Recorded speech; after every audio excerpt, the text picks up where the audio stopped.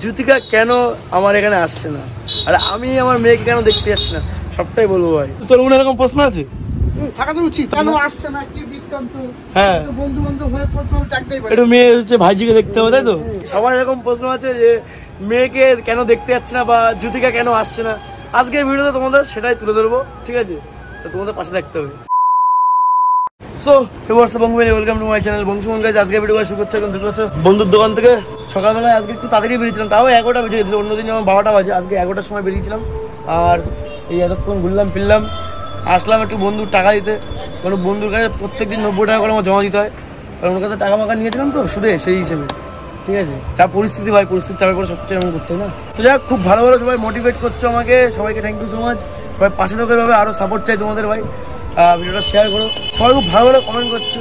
একটা মেয়েও দেখলাম কমেন্ট করেছে বর্ষা সরকার নাকি বেশ দাদা বলে ডেকেছে আমার বিরুদ্ধে। মানে যারা কমেন্ট করছে তাদেরকে ভালো ভালো কমেন্ট করছে, ঠিক আছে? ভালো লাগছে, সবাই পাশে থাকতে হবে। আরে দুদিন ধরে ঘুরে যাচ্ছি, গ্যাস দিতে যাচ্ছিস বল? আমি এসে আজকে ভাটিতে জিজ্ঞেস করছি না পেরে যে কোথায় গেছে, বলছে গ্যাস দিতে গেছে। কালকে এসে ফিরে গেছি, আজকে মানে চলে গেলে পরে সময়টা হয় না, সেই কারণে আর রাত্রে আস্তে আস্তে 11টা বেজে যায়, তো সেই কারণে ভিডিও করা হয় না। আজকে আমি এদিকে প্যাসেঞ্জার পেলাম, রানিং আসলাম। আর আমি যখন বাড়ি যাই তখন দোকান বন্ধ করে বাড়ি গিয়ে স্নান খাওয়া দাওয়া করে হয়তো ঘুমায়, তাই তো? 4টার সময় তখন কি করিস? ঘুম।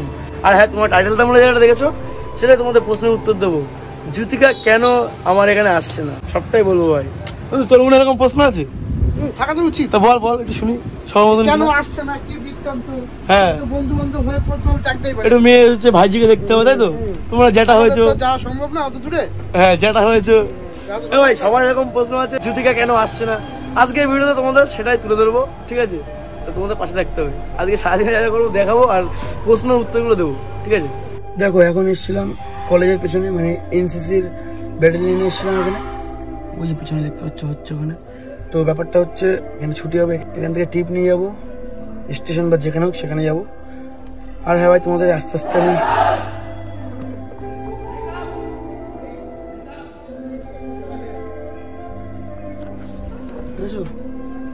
আমার ইচ্ছা ছিল জীবনে ভাই এনসিসি করবো, কিন্তু করতে পারিনি। কারণ আমি যেসব স্কুলে পড়তাম এনসিসি হতো না। আর যখন হতো, আমি যখন 11-এ ভর্তি হয়েছিলাম কালীতলা স্কুলে, তখন ভাই এনসিসি হতো, তখন তো আর ভর্তি হওয়ার সময় না। এটাই আমি জানি তোমাদের মনে অনেক প্রশ্ন আছে যে জ্যোতিকা দি কেন আসছে না, তুমি যাচ্ছ না কেন, মেয়ে হয়েছে। হওয়ার পরে আর যাইনি আমি। সেই যখন গেছিলাম, যখন হয়েছিল 25শে ডিসেম্বর আমি গিয়েছিলাম, আবার 4-5 দিন থেকে চলে এসেছিলাম, তারপরে যাওয়া হয়নি ভাই। কাজের চাপ অনেক কিছু ভাই, সেটা দেখতেই পাচ্ছ তোমরা, ঠিক আছে? সেই কারণে যাওয়া হয় না। আর সে কেন আসছে না সেটা বলবো, পুরোটা দেখো ভিডিওটা। আর কিন্তু বাকি মাত্র 90টা যদি তোমরা সাপোর্ট করো ভাই, 90টা করে দাও তোমরা, ঠিক আছে? তাহলে কিন্তু 20,000 কমপ্লিট হয়ে যাবে পুরো। তো কাজেরটা বাড়ি চলে এসেছি, আর এখন যাচ্ছি একটুখানি ঘুরতে। মানে এখনো স্নান টান কিছু করিনি, এখন যে ক্লাবের সামনে আছি। রাহুল এসছে, রাহুলকে নিয়ে একটু যাচ্ছি, এদিকে হাঁটতে হাঁটতে যাবো একটু ঘুরতে। আমি রাহুল ভাই, তোমরা সবাই সাপোর্ট করো ভাই, 90টা সাবস্ক্রাইব বাকি 20,000 কমপ্লিট হতে ভাই। এটা অনেকদিনই ইচ্ছে ভাই, কবে থেকে বলছি। গাড়ি নিয়ে বেরিয়েছিলাম, তো তারপরে আর ভিডিও কন্টিনিউ করা হয়নি। আর এখন বাজে রাত 10টা, এখন বাড়িতে আসলাম। খুব জোরে না প্রেশার পেয়েছিল, সেই কারণে বাড়ি এসেছি, টোটো ফোটো বাড়িতে রেখে চলে এসেছি। তো এখন বাড়ির পাশে যাচ্ছি ফাংশন হচ্ছে। এদিকে রাহুল রয়েছে, এদিকে সৌম আছে, কোথায় ডাকলাম আমরা 2 পার্টনার, কোথায় চাঁদা ফাতা ঘুরতে গেছি।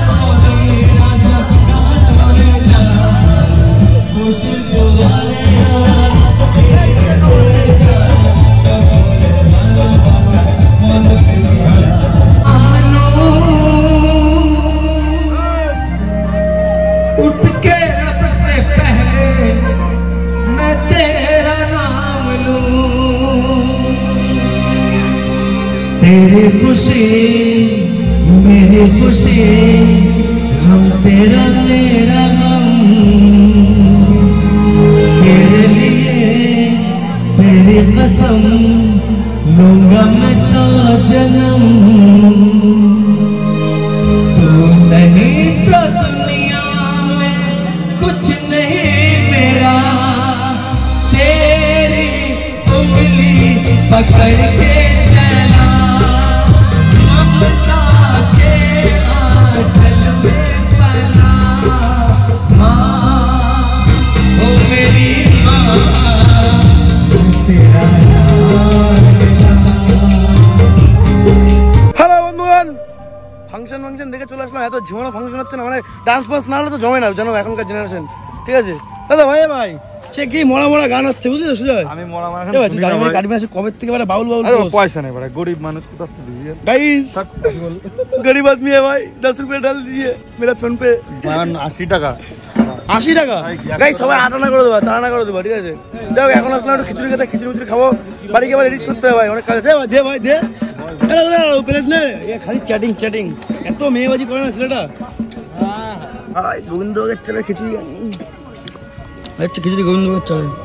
হ্যাঁ তরকারি আছে, তরকারি নেই, লাস্ট টাইম আছে তো ভালো। জয় মা কালী। কাকা ভালো আছো?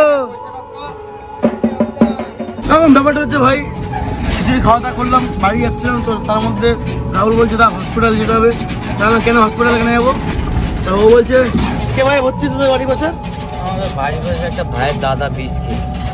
না ভাই দাদা বিষ খেয়েছে? আমার বাড়ি যেহেতু আমার বাবারে দেখাশোনা করতো যে ভাই, আমি বাড়ি না থাকলে মানে আমার নিজের ভাইয়ের মতন বলতে গেলে। না এখন সেখানে যেতে হচ্ছে, বিপদে পড়েছে, বলে টাকা দাও। চলো বাড়ি এসে তোমার সাথে বলছি জ্যোতিকা কেন আসছে না, এবার বাড়ি এসে বলছি। ঠিক আছে জ্যোতিকা কেন আসছে না, বাড়ি এসে বলছি আমি। দেখো এখন কিন্তু রাত বাজে 2টো, মানে এই যে লাস্ট ট্রেন না সবাই ঢুকলো ভাই। ঠিক আছে এদিকে রাহুল দেখা থেকে ফোনে যাচ্ছে, আর ধূপকাঠি জ্বালাইছে ভাই, সেই লেভেলের মশা, সেই কারণে ধূপকাঠি জ্বালাইছি। ঠিক আছে আর তোমাদের প্রশ্নের উত্তরটা এখনই বলবো ভাই। হ্যাঁ ভাই আর ঘোরাবো না, এখনই বলবো। হ্যাঁ ভাই তোমাদের প্রশ্ন কি ছিল, জ্যোতিকা দি আসছে না কেন? বলছি কেন আসছে না, কারণ প্রেগনেন্সির টাইমটা পুরোটাই ও ওখানে ছিল মালদাতে। দেখেছো ভিডিওতে, আমি গেছি এসছি, ঠিকভাবে দেখাশোনা করতে পারিনি।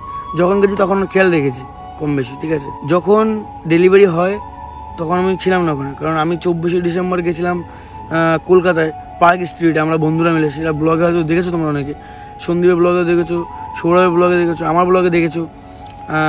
দেন আমি 25 তারিখে ওখানে যাই, ডেলিভারি হয়।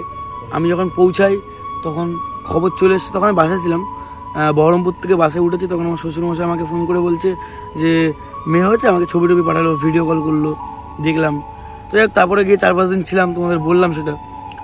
তারপরে 4-5 দিন থাকার পর আর যাওয়া হয়নি, এই যে প্রায় 4 মাস চলছে, এটাই হচ্ছে বিষয়। আর তার মধ্যে ও স্কুলে ভর্তি হয়েছে, আমার কাছ থেকে সময় চেয়েছে, সেটা হচ্ছে ও স্কুলে পড়বে, কারণ বিয়ে করার পরে ও আর পড়াশোনা সেভাবে করতে পারেনি, আর স্কুলটা ও রানিং করা হয়নি, তো সেই কারণে পড়াশোনা করবে এখন। ঠিক আছে এইটা হচ্ছে মেন রিজন। তো অনেকে অনেক কিছু ভাবছে, আমার পাড়ার লোকজন অনেক কিছু ভাবছে, আত্মীয় স্বজন, সেগুলো সবাইকে তো একভাবে বলেই যাচ্ছে আসবে আসবে, ও আসবে, তোমাদেরও বলছি ও আসবে, কিন্তু একটু টাইম লাগবে। সেটা হচ্ছে পড়াশোনাটা করবে ওখানে থেকে, এটা হচ্ছে বিষয়। কাউকে তো জোর করে কিছু বলতে পারি না যে তোমার আসতে হবে, পড়াশোনা করতে পারবো না আমি, এরকম তো কিছু না। তো আমি তাকে বলেছিলাম বিয়ের পরে যে তোমাকে পড়াশোনা করাবো, সামর্থ্য অনুযায়ী পড়াতে পারিনি আমি, এটা হচ্ছে বিষয়।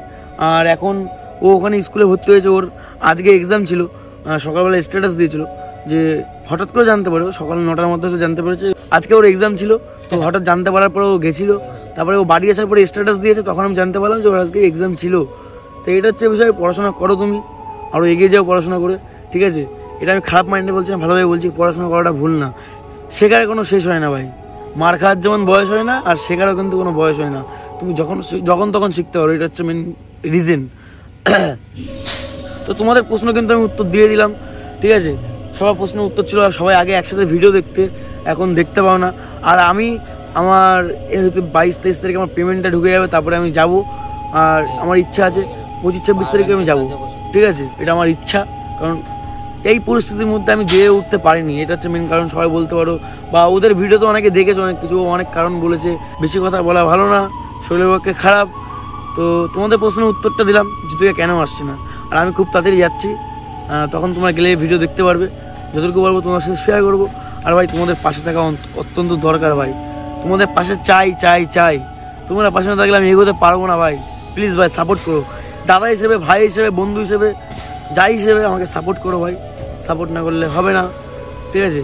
এই যে প্রথম পেমেন্ট পেয়েছিলাম 2023-এ, আর তার সেকেন্ড পেমেন্ট পেয়েছিলাম 6 মাস পরে, আর এইটা থার্ড নাম্বার পেমেন্ট পাবো প্রায় আবার 6 মাস পরে।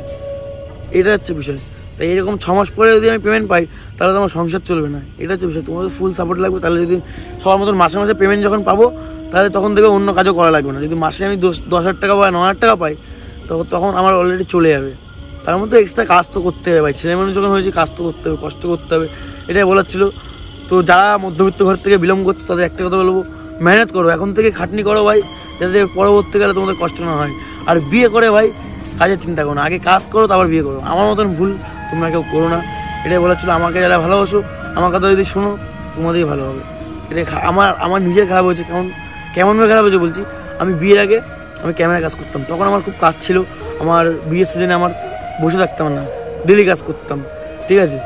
হয়তো ডেলি না হলে একদিন বাদে বাদে বা 2 দিন পর পর যেতাম কাজে, এরকম একটা বিষয়। দূরে কাছে, ঠিক আছে, আমার বন্ধু বান্ধবরা জানে, আমার বনগার লোকজনের মা বাবা জানে।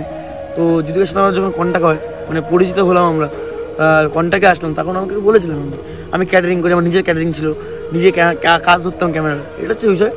তখন আমার চলে যেত। এবার বিয়ে করার পর থেকে না আমার কাজটা কমে গেছে, কারণ সব দিকে সময় দিতে পারতাম না। তখন বাইরে ছিলাম, বাইরে যাওয়ার পরে ওই 2 মাস প্রায় লুকিয়ে ছিলাম আমরা, সেই কারণে কাজটা বন্ধ হয়েছিল, ঠিক আছে। সেই কারণ থেকে আমার বাজার পুরো ডাউন হয়ে গেছে। তারপর থেকে হকারি করছি, সেটা তোমরা দেখেছো ব্লগে। আমার বিয়ের পরে আমার প্রথম ভিডিও ভাইরাল হলো, হকারি করা ভিডিও। তারপর থেকে সবাই সাপোর্ট করেছো। আজকে প্রায় 19,900 চলছে সাবস্ক্রাইবার, আর মাত্র 90টা সাবস্ক্রাইবার বাকি। ভাই সবাই সাপোর্ট করো, সাবস্ক্রাইব করো। 21টা ভাই কমপ্লিট করতে বলছি, কারণ জিতুকে এখন ছিল তখন থেকে ভাই, জিতুকে থাকাকালীন 15,000 কমপ্লিট হয়েছিল, প্রায় 1 বছর ভাই। 1 বছরে আমার 5,000 সাবস্ক্রাইবার এখনো হয়নি, এখনো 90টা বাকি। এটাই হচ্ছে কষ্ট ভাই, এতদিন ভিডিও করে আসছি কন্টিনিউ, 5,000 নাকি সাবস্ক্রাইবার হয়নি। তো অনেক কথা বলে ফেললাম, বেশি কথা বলবো না, রাত অনেক হয়ে গেছে, ঘুমাতে হবে, এডিট করতে হবে, ভিডিও আপলোড দিতে হবে। ঘুমাতে ঘুমাতে মিনিমাম 4টে বাজবে ভাই। তো ভিডিওটা যারা দেখছো সাবস্ক্রাইব করো, লাইক করো, আর কমেন্টে তোমাদের মন্তব্য করো, ঠিক বললাম না ভুল বললাম। আর খুব মোটিভেট করো, খুব মোটিভেট, যাতে ভেঙে না পড়ি। সাপোর্ট এত সময় করো তোমরা ভেঙে না পড়ি। তোমরা সাপোর্ট যদি না করো আমি খুব ভেঙে পড়ি ভাই, ডিমোটিভেশন হয়ে যায়, ঠিক আছে, ডিপ্রেশনে চলে যায়, এরকম একটা ডিমোটিভেট হয়ে যায়, বুঝলে। কথা জড়িয়ে বেঁচে যাচ্ছে, তো মানিয়ে চলেই নাও। তো গাইস আজকের মতন ভিডিওটা এখানে শেষ করছি, দেখা যাচ্ছে আবার নেক্সট ব্লগে। ততক্ষণ take care, love you, by.